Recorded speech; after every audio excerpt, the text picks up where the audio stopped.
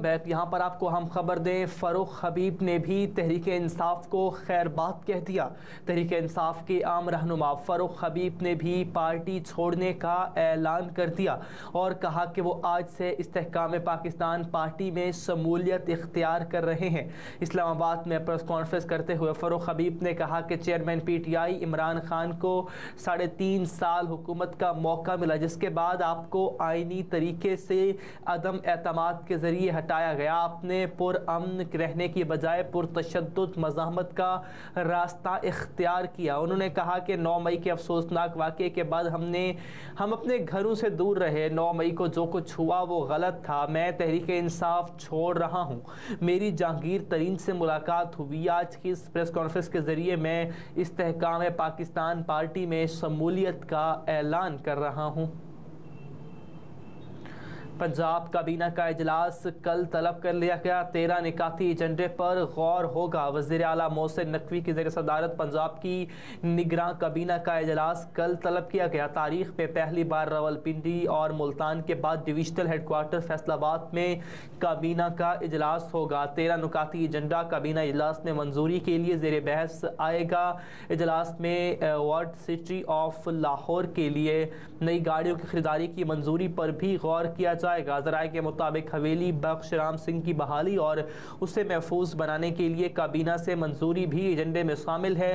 Public sector technology universities में staff की भर्ती के लिए आयद पाबंदी में नरमी के लिए भी काबीना से मंजूरी ली जाएगी। साइफर केस में चेयरमैन PTI को इस्लामाबाद हाई कोर्ट से रिलीफ ना मिल सका। इस्लामाबाद हाई कोर्ट ने साइफर गुमशुदगी केस में जेल ट्रायल के खिलाफ इमरान खान की दरख्वास्त निपटाते हुए कहा कि जेल ट्रायल सिक्योरिटी के पेश नज़र चेयरमैन PTI के हक में है।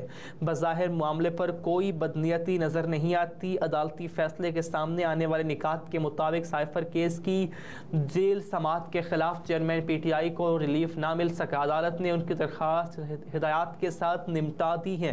फैसले में कहा गया कि साइफर केस में जेल ट्रायल सिक्योरिटी के पेश नज़र जहां PTI के हक में है, बज़ाहिर जेल ट्रायल के मामले पर कोई बदनीयती नज़र नहीं आ रही। चेयरमैन PTI खुद अपनी सिक्योरिटी के हवाले से मुतअद्दिद बार खदशात का इजहार कर चुके हैं।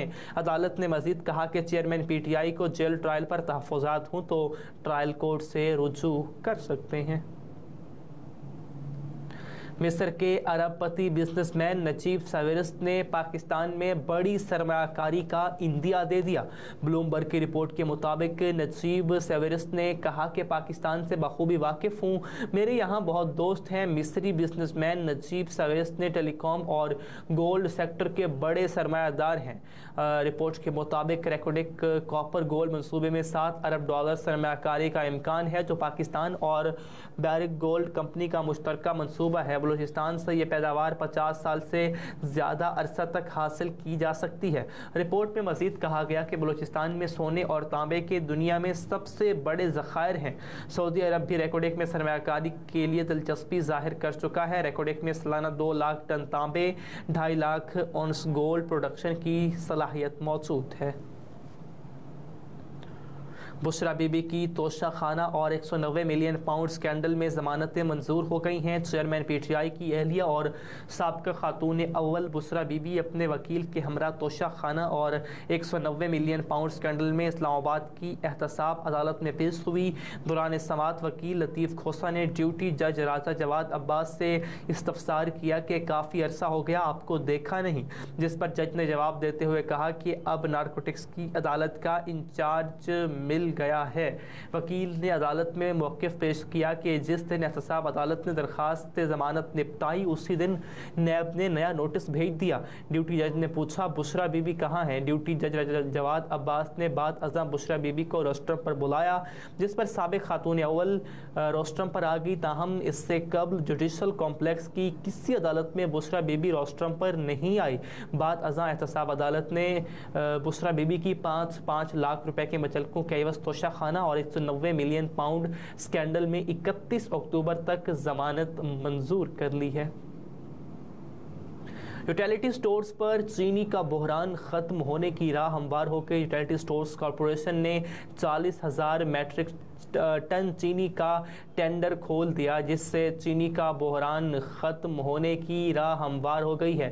ज़राए के मुताबिक कारपोरेशन को 20,000 मीट्रिक टन चीनी की खरीदारी के लिए बोली मौसूल हुई।